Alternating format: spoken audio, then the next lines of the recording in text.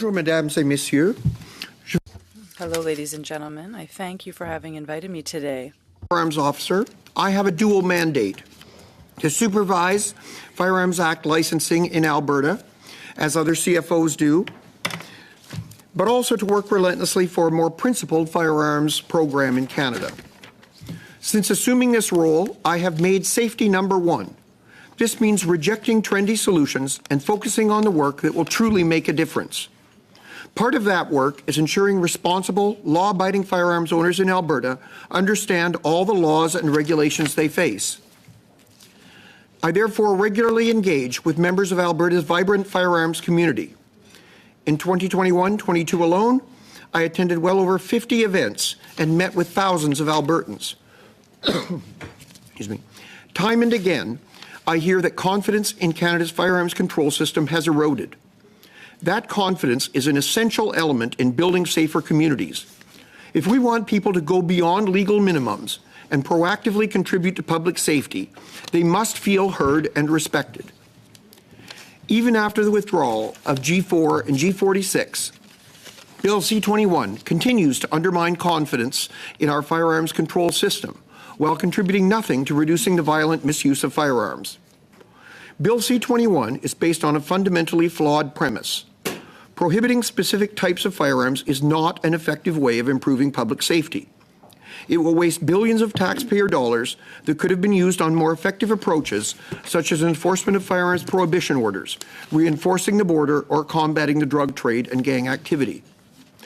The ban on most handgun transfers and the Order in Council prohibitions of May 2020 have had a devastating impact on the assets of hundreds of thousands of Canadians.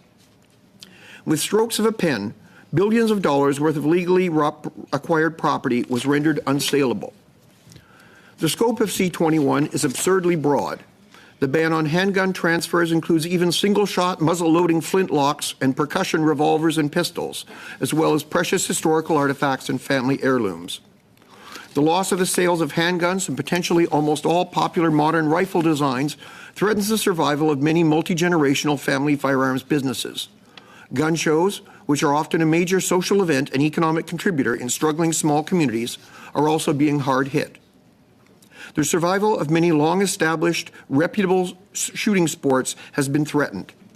The competitions put on by these organizations bring visitors that support the economic viability of small communities. Without new entrants, these sports will atrophy and die. Over time, C-21's prohibitions will also undermine the economic viability of the shooting ranges Canadians rely on for a safe, well-regulated place to shoot.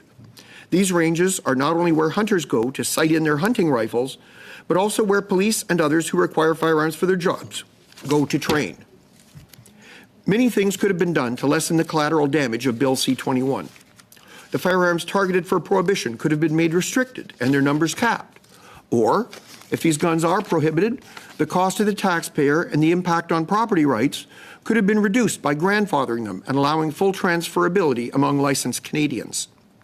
Shooting sports could have been safeguarded by allowing the Chief Firearms Officer of each province to designate which sport shooting organizations in his or her province can write letters allowing carefully vetted individuals access to sporting exemptions.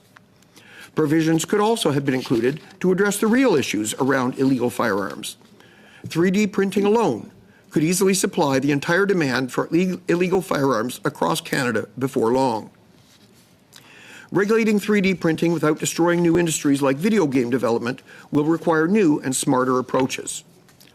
The fact that Bill C-21 does not include any such damage reduction measures reinforces the conclusion that the goal of this bill is demonstratively not about public safety, but an attempt to destroy long-established communities of law-abiding firearms owners across the country by targeting their property.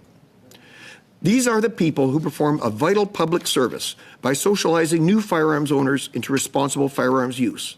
They are the allies, not the enemies of public safety. I urge you to recommend the withdrawal of Bill C-21 in its entirety, or at least to allow amendments to reduce its collateral damage. Strengthening public safety is hard enough. Please don't allow Bill C-21 to make it harder. Merci. Je serai heureuse de répondre à vos questions. Thank you, and I'll be happy to take your questions. Thank you, Doctor.